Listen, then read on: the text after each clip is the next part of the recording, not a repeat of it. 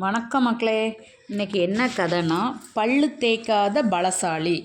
பல்லு தேய்க்காத பலசாலி யாருன்னு பார்ப்போமா? ஒரு ஊரில் ஒரு காட்டு ராஜா இருந்திருக்காருங்க. காட்டில் ஒரு பெரிய அவர் தான் சிங்கம். அவர் தான் அந்த காட்டுக்கே ராஜா மாதிரி இருப்பார். எப்போ பார்த்தாலும் தூக்கம் தான். ஒரு நாளாவது வேட்டைக்கு போக மாட்டார் அந்த சிங்கராஜா. அப்படி இருக்கும்போது யாராவது வேட்டையாடிட்டு அதை சாப்பிட்டுக்கிட்டு இருந்தால் அதை வேகமாக நான் தான் அந்த காட்டுக்கு ராஜா அப்படின்னு சொல்லி அவங்ககிட்ட அடித்து பிடுங்கி மிரட்டி அதை சாப்பிட்றதுல அது கில்லாடியாக இருக்கும். அப்படி இருக்கும்போது கண்ணே திறக்காது அந்த சிங்கம்.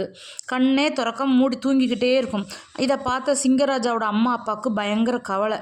ஐயோ, நம்ம அந்த சிங்கராஜா ஒரு வேலையும் பார்க்க மாட்டேக்கு, செய்ய மாட்டேக்கு, அடித்து பிடிச்சி எல்லாத்தையும் செஞ்சுக்கிட்டு இப்படி சோம்பேறியாக இருக்கேன்னு சொல்லி கவலைப்பட்டுக்கிட்டே இருந்துச்சு.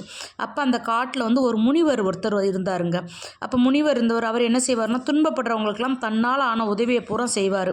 ஆனால் மாய மந்திரம்னு சொல்லி யாரையும் போய் சொல்லி ஏமாற்ற மாட்டார். அப்படி இருக்கும்போது சிங்கராஜா அம்மா அப்பா 2 பேரும் போய் முனிவரை பார்த்து, இப்படி என் பையன் சோம்பேறியாக இருக்கான் அப்படின்னு சொல்லி வருத்தப்பட்டு அதை அவனை சரி பண்ண நீங்கள் தான் திருத்தணும் அப்படின்னு சொல்லிடுவார். உடனே அப்படி சொன்ன உடனே இதுக்கு திருத்ததுக்கு நான் வழி பண்ணுறேன்னு அந்த முனிவர் சொல்லிடுறார். உடனே அந்த முனிவர் ஒரு நாள் சிங்கராஜா சிங்கராஜான்னு சொல்லி கூப்பிடுறாரு. உடனே கண்ணை திறக்காமலே அந்த சிங்கம் என்ன சொல்லுங்க அப்படின்னு இருக்கு. உடனே நீங்கள் உலக மகாவீரர்னு எல்லாரும் சொல்லுதாங்களே, அப்படியா அப்படின்னு சொல்லி கேட்டிருக்காரு.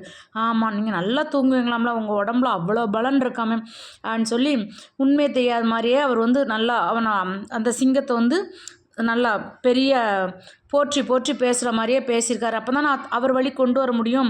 உங்களை எல்லோரும் சோம்பேறின்னா சொல்லுதாங்க. அப்படியே அவங்க விருப்பம் போல் நீங்கள் தூங்குங்க.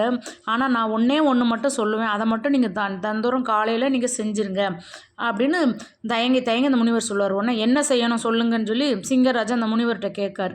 உடனே முனிவர் சொல்லுவார், தினமும் நீங்கள் காலையில் எழுந்திரிச்சு பல்லை மட்டும் தேய்ங்க. அப்புறம் பாருங்கள் உங்கள் விருப்பம் எப்படி உங்கள் விருப்பம் போல் எப்படியும் தூங்குங்க அப்படின்னு அவர் சொல்லியிருக்கார். உடனே அப்போது நீங்கள் அப்படி பல் தேய்ச்சிங்கன்னா உங்களுக்கு பலன் அதிகமாக இருக்கும் அப்படின்னு சொல்லியிருந்தார். உடனே அப்படியா, இவ்வளோ தானா, இதுதானா, பல்லை தேய்ச்சிட்டா போச்சுன்னு சொல்லி கண்ணை இறுக்கி மூடி சொல்லிக்கிட்டே இருக்கார். உடனே காலையில் கண்ணை லேசாக கசக்கிட்டு எழுந்திரிச்சார். அப்போ இந்த பல்லை தேய்கிறத பற்றி யோசிச்சு அலுப்பாக இருக்கே, என்ன செய்கிறதுன்னு உடனே என்ன செய்யலான்னு யோசித்தார். உடனே சட்டுன்னு அவருக்கு ஒரு யோசனை வந்துடுச்சு. உடனே காடு முழுக்க ஒரு அறிவிப்பு ஒன்று சொல்லிட்டார். என்ன சொன்னார்னா, நாளையிலேருந்து காட்டில் உள்ள விலங்குகள் எல்லாம் யாராவது ஒருத்தவங்க எனக்கு பல்லு தேய்க்கணும், இந்த சிங்கராஜாவோட உத்தரவு டும் டும் டும்னு அப்படின்னு சொல்லியிருந்தார். உடனே எல்லாரும் அத்தாடி சிங்கராஜாவை பார்த்து பயந்து கதி கலங்கி போயிருக்காங்க. உடனே சிங்கராஜாவுக்கு யார் பல்லு தேய்ச்சோம்னு எல்லா விலங்குகளும் ரொம்ப பயப்படுது. அப்போ காலையில் ஒரு குட்டி முயல் மட்டும் நான் தைரியம் நான் தேய்க்கிறேன் அப்படின்னு சொல்லிச்சு. அப்படின்னா நல்லா கண்ணை இறுக்கி மூடிக்கிட்டே சிங்கராஜா அதற்குள்ளே என்ன அவசரம்னு சொன்னதுக்கு முயல் நான் தேய்ச்சிக்கிட்டுதேன்னொடனே ரைட்டு அப்படின்னு சொல்லிட்டு வந்துருச்சு.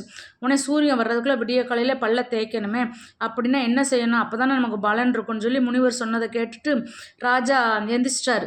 அந்த குட்டி முயல்கிட்ட பல் தேய்க்க சொன்னோடனே முனிவர் அந்த முயல் என்ன சொல்லுதுன்னா, ஒரு வேப்பங்குச்சி வேணும் ராஜா, வேப்பங்குச்சி இருந்தால் தான் உங்களுக்கு பல்லு தேய்க்க முடியும், போய் வேப்பங்குச்சி ஒடிச்சிட்டு வாங்கன்னொடனே சிங்கமும் போய் உடச்சிட்டு வந்துடுது.